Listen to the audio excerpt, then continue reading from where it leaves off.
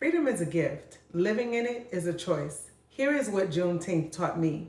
Today commemorates June 19th, 1865, the day that enslaved people in Galveston, Texas learned that they had been emancipated. This day was more than 2 years after the Emancipation Proclamation was issued. It's a celebration of freedom, resilience, and the ongoing journey towards liberation. As I reflected on Juneteenth this morning, I couldn't help but think about something deeper, much deeper. Sometimes we are waiting for someone else to tell us that we are free.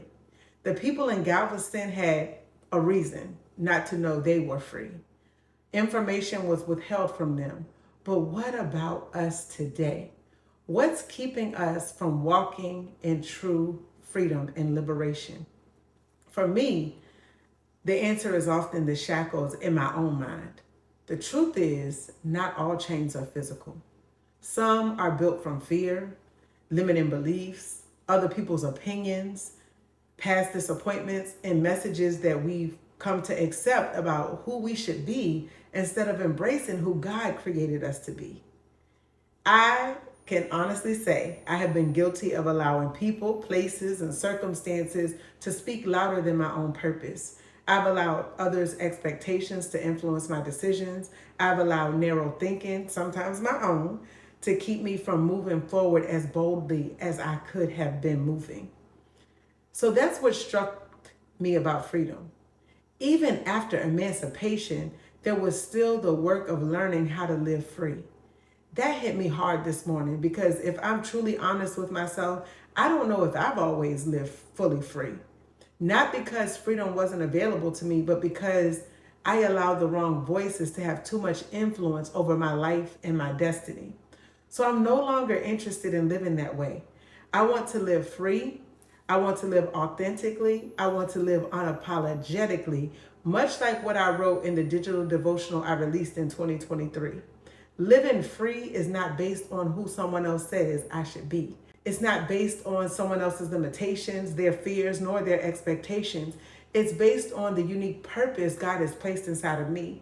And guess what? The same holds true for you. You weren't designed to be a copy because you are the designer's original. I hope this message encourages you too because God made you one of one, not two of two. You are not a copy nor a replacement. There is something uniquely assigned to you, but you must be willing to embrace the freedom required to become everything you were created to be. This also made me think about where I come from. I grew up on an island, Pocahontas Island to be exact, in Petersburg, Virginia, a place rich with Black history, family, community, resilience, and examples of what's possible.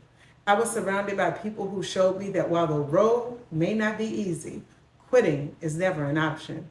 Because of those who came before us, we can. And because we can, I will continue doing everything I can to pour confidence into my daughter, encourage others to dream bigger, and remind people that freedom isn't only physical. It's mental, emotional, and spiritual too. So today, I honor my ancestors. I celebrate how far we've come, yet I acknowledge how far we have to go. And I challenge myself to keep breaking every chain that was never meant to define us. After all, freedom is a gift. Living in it is a choice. Be blessed.